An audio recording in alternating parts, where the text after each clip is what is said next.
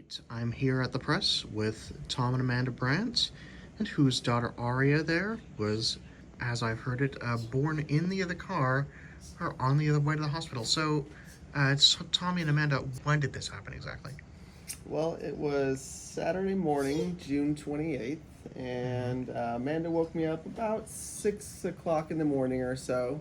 Kind of gave me a little nudge and said, "Hey, I'm starting to feel some contractions. Today is the day. Your daughter is coming." So it was kind of no rush at the time. She said that contractions were very mild. Just time to get ready, get showered, get things going, get our son ready to be passed off to the babysitter so we could start heading to the hospital. So get up about 6 o'clock. I start hop in the shower, start getting ready. Amanda's already doing her thing and taking a shower and gotten ready. She's prepping everything to go to the hospital, getting ready for her son to wake up and do his thing. So I get out of the shower. We call my aunt who lives maybe a quarter mile down the road. She's gonna come over and watch our son when we go to the hospital. So that way, we don't have our hands full with him. We can just worry about the new child coming into the world. So we give her a call about 6:30 or so. Let her know, hey, we might need you to come over here, sooner than later. We're gonna be heading to the hospital. If we give you a call back, then just know we probably need you to come like right away. So that was about 6:30, and then 7 o'clock, contractions starting getting a little, picking up a little bit, but nothing where we'd say, oh my God, we need to leave this second. So we give her a call back, and hey, contractions are starting to come a little bit faster, a little bit harder. So about 10 to 15 minutes apart, like moderate. Yeah. So you might want to head over. And again, like I said, she's about a quarter mile down the road. So she's like, okay, no problem. I just finished getting ready. I'll be over in a minute. So she gets to her house about 7:15 in the morning or so. And we start talking to her, and she starts having, contractions are starting to get a little bit closer now. Instead of 15 minutes, they're about 10 minutes. And as we're talking to my aunt, just kind of giving her the, rundown of what she needs to do with our son Jack in order to get him ready for the day and everything like that. The contractions start coming a little sooner and a little faster and a little bit more intense. And what started when she got there, what she would rate, like between a 5 and a 7, and then within, I would say, 10 or 15 minutes of her being there, I'm passing off instructions. I mean, I loaded the dishwasher and was vacuuming the floor, and I was fine. And then all of a sudden they were really intense. 5 minutes apart, 2 minutes apart, 1 minute apart, just boom, boom, boom, boom. So she got there about 7:15, and we were out the door at 7:30. So at 7:30, as we're leaving, we're getting in the car, and she's having kind of the contractions where I'm like, oh, I remember this with our son. These are the birthing noises. Like we need to hurry up. So we get in the car, and we're maybe 15 minutes from Kaiser, where our house is here in Brentwood. And so we get in the car, we leave our development, and we're driving out, and she starts having pretty yelling, hard right? contractions, very, very, very short apart. So I realized we need to get to the hospital now. So I'm driving probably faster than it was legally allowed at the time. But down Balfour. So yeah, we head down our street. We get onto Balfour, heading down Balfour towards Deer Valley so we can go to Kaiser. And on Balfour, once we hit Balfour, I started speeding quite a bit, blowing red lights. I wasn't exactly, going 60 miles an hour through the red lights, but I was definitely kind of like how you see the police officers and fire trucks do. You slow down a little bit for that red light, check the intersection, and I'm gone. So there was no waiting there for it to turn green. So we are flying down Balfour. We're going as fast as we can. She starts screaming, "Oh my God, this baby is coming! This baby is coming! You need to pull over! This baby is coming!" We get light at Heritage. We get almost to the lights. We're coming up to East Country Club Drive, right there, Shadow Lakes. And she says, "Tom, I can feel her head. She's starting to crown. You need to pull over now." So that was at that light. The next street is West Country Club Drive. Between those two streets, we're dialing 911. She dials 911 because I'm still driving and don't want to crash the car blowing red lights. So she's dialing 911. They come on the line, and we let her know, "Oh my God, my wife is going into labor. We're not going to make it to the hospital. She's delivering this baby now." And they said, "Okay, where are you at?" Let them know we're on West Country Club Drive, pulling into a parking lot across from Heritage High School in front of whatever, I think it was Misaki Sushi or, Willie's Bagels and Blends right there. Yeah. So as we're pulling into the parking lot, we're yelling out in directions where we're at so that they can send people.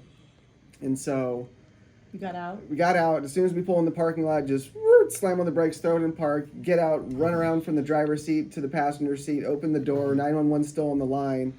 Open the door. She says, "This baby is coming." I said, "Oh my God." I ripped the door open. She still, I think, has her seatbelt on. I still had everything Takes on. her seatbelt off. Yeah. I, spin her around, pull her pants down. Oh my God, the baby is coming out. It's like, the baby is there. I see the baby's head. It is coming out. I'm like, oh Jesus. So I just go, I throw her legs up on my shoulders, swoop underneath her, and all of a sudden hold on to the baby, and the baby is out and in my arms, and this baby is in my arms now. Like, oh my God, this baby was just born. And 911's still on the line. They're kind of like, okay, where are you guys at? Is everything okay? I said, the baby is born. The baby's in my arms right now. And at that moment, she started crying, which was the most relieving sound I've ever heard in my entire life, was when this baby girl cried for the first time, because that let me know that she was going to be okay. Yeah. And so she cried, and 911 was on the line. They asked if we had a clean towel, which luckily we did. We had a towel underneath me in case my water broke, on so the way that to was the all we hospital. had. So we had that, because unfortunately her water didn't break on the way there. Her water broke on me as she was as I was delivering the baby. So we had the towel. We wiped her face off and set her on Amanda's chest as we were hanging out there waiting. 911 let us know, okay, fire truck is on the way. Firemen are en route. They'll be there in about 3 minutes or so. If they're not there in 3 minutes, we're going to need you to tie off an umbilical cord, though. Do you have anything to tie off an umbilical cord? Maybe a clean shoelace or something like that. And I said, actually, yes, I have a pair of clean shoes on, actually the same shoes I'm wearing right now. Yeah. And I said, yeah, I have a brand new pair of shoes on with a clean shoelace. So I immediately ripped that shoelace out of my shoes, and I'm standing there with the shoelace in one hand and my phone, and not my phone, but just kind of like, oh my God, what do I do in the other? And I'm like, okay, fire truck's on the way. If they don't get there in 3 minutes, we'll walk you through how to tie off the umbilical cord. And I'm like, okay, I'm standing there.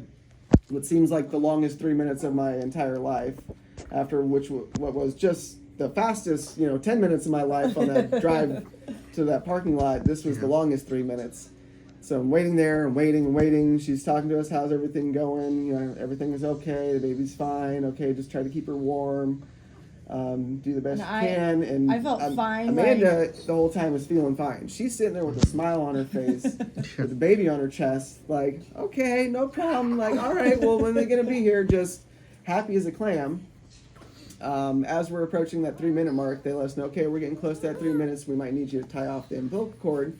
And as they're saying that, I look and I see the fire truck driving down Balfour, coming close to the parking lot. So I said, I see the fire truck, and I'm waving at them with a shoelace in my arms, just going crazy, trying to signal them any way I can, which I'm sure they could see us. We're the only, people in the middle of a parking lot with the door open, going crazy at 7:45 in the morning. So on a Saturday. Fortunately, there wasn't anybody really around in the parking lot. Fortunately, there was no one in the parking lot at that time. People, just the golfers. Just the golfers on the driving range down the way, getting ready to play their rounds, and a couple of people going in and out of Willie's, but I don't think they really realized what was happening just yet. Until the fire truck pulls into the parking lot, then like, okay, that got some people's attention. So fire truck pulls in, firemen hop out. How's everything going? Here she is. She's right there. I have a shoelace. I was supposed to have an umbilical cord. They said, you guys are going to take care of her. Like, nope, we got it. Boom. They immediately clamped the umbilical cord. We get her prepped, tended to her in 2 seconds. The firemen were absolutely amazing. I can't thank them enough, and how quickly they responded, and just what a great job they did. And just the comfort they gave us knowing that they were there to just, if anything did in fact happen. So they showed up. They started clamping off the umbilical cord. I'm kind of catching my breath off to the side there, just like, oh my God, what just happened? I just, caught my child and delivered her in a parking lot in the front seat of a car.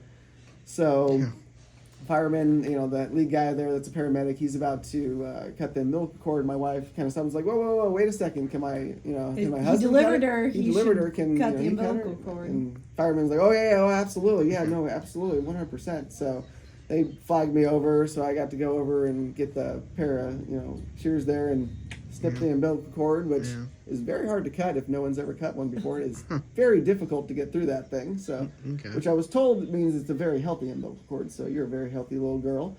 So we're standing there, umbilical cord cut. Now she's in my arms, so I got her wrapped up in the towel, and I'm kind of off to the side. They're checking Amanda, making sure everything's okay there, just giving her a quick little run through. So everything was great. Amanda was fine. The baby was fine. At that point, we were just waiting for the ambulance to get there so they could then check her out, some more and take us off to Kaiser. So we took some photos while we were waiting. So while we were waiting there, we took a couple of photos, me with Aria in my arms, and Aria and Amanda's arms in the front seat of the car with the with the firemen, and just kind of a couple of action shots. Yeah. And my mom is an OB nurse.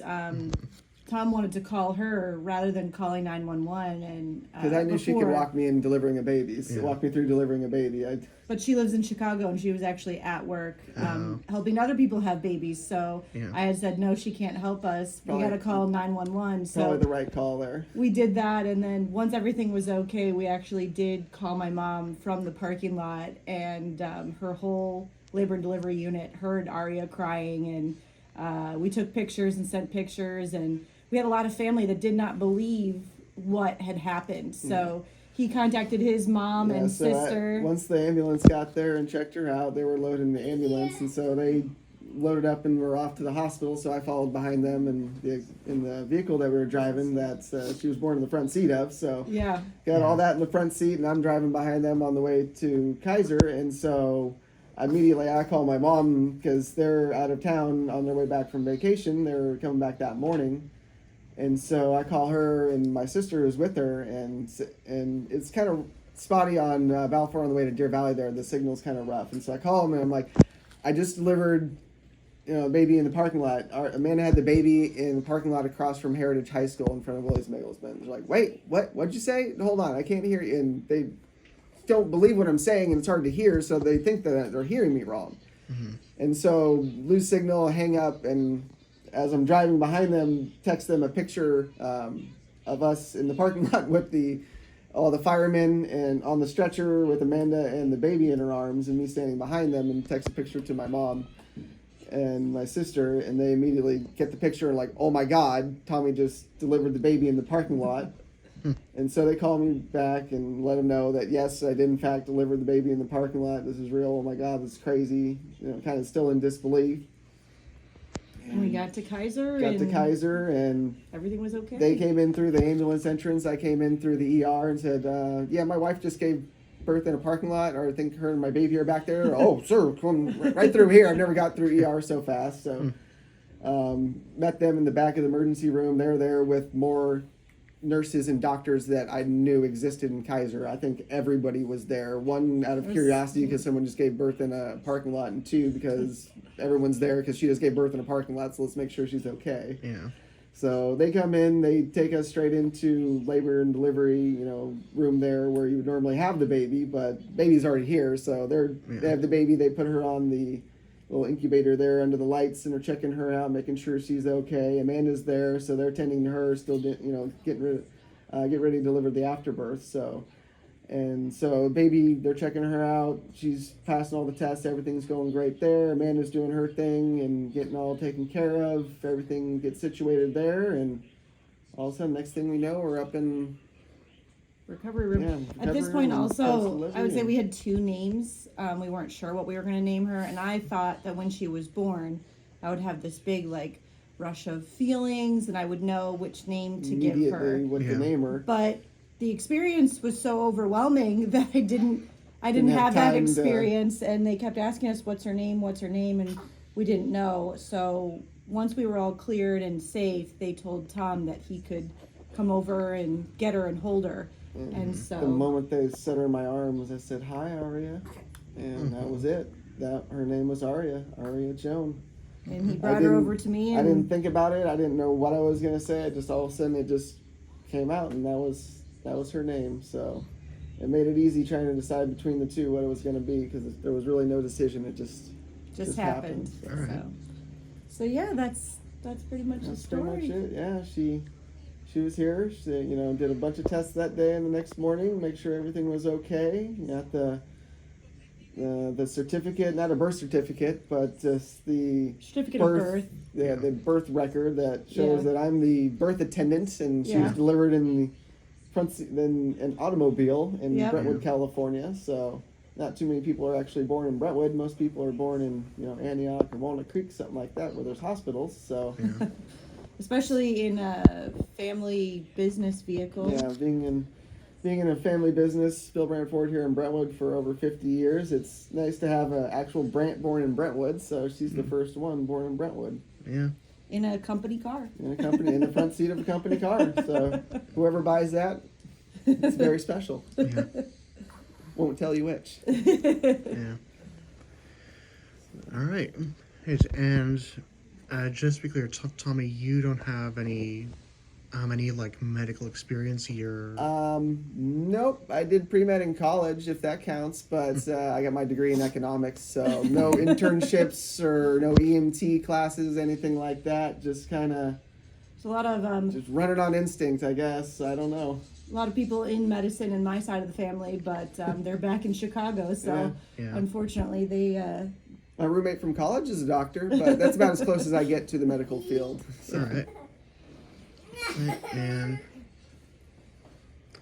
all right, I had him a few questions into my head, but honestly, you guys answered pretty much all of them, just by talking about the whole thing. So,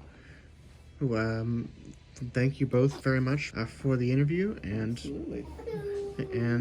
You can expect to see this on Thursday online. Awesome. All Say right, thank you, great. Aria. All right, awesome. Thank you so much. Thank you so much. You're welcome.